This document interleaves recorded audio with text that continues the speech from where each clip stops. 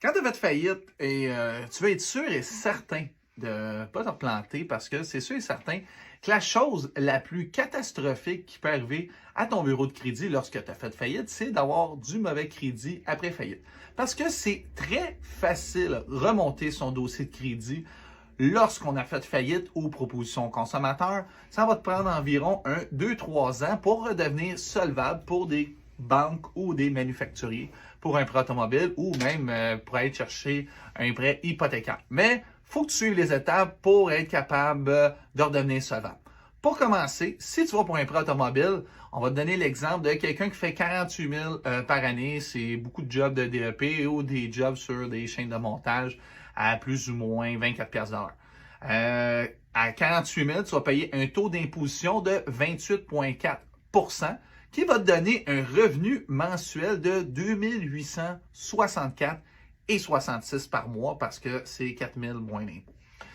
De ce revenu-là, c'est sûr et certain que si tu pars par l'étape, je veux un pick-up, je veux payer 750 par mois, ça ne marchera pas parce qu'on s'entend, un pick-up au prix qui est le gaz, moindrement que tu fais 20 000 kilos par année, ça va te coûter 100 pièces de gaz par semaine, ça veut dire environ 420 pièces de gaz par mois, plus le paiement de 750, plus 150 pièces d'assurance. C'est un loyer en bas de 700 par mois,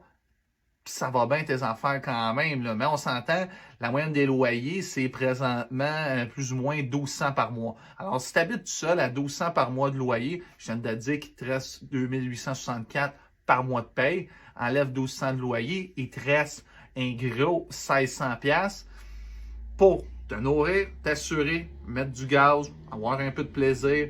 te payer un char, aller chercher une carte de crédit pour continuer à monter ton dossier parce que faut que tu ailles chercher une carte de crédit, que ce soit Capital One, Refresh Financial, Canadian Tire, faut aussi que tu aies du crédit rotatif parce que si tu pars juste avec un prêt auto, ton score de crédit ne montera pas aussi rapidement que si tu as 1, 2, 3 lignes de crédit.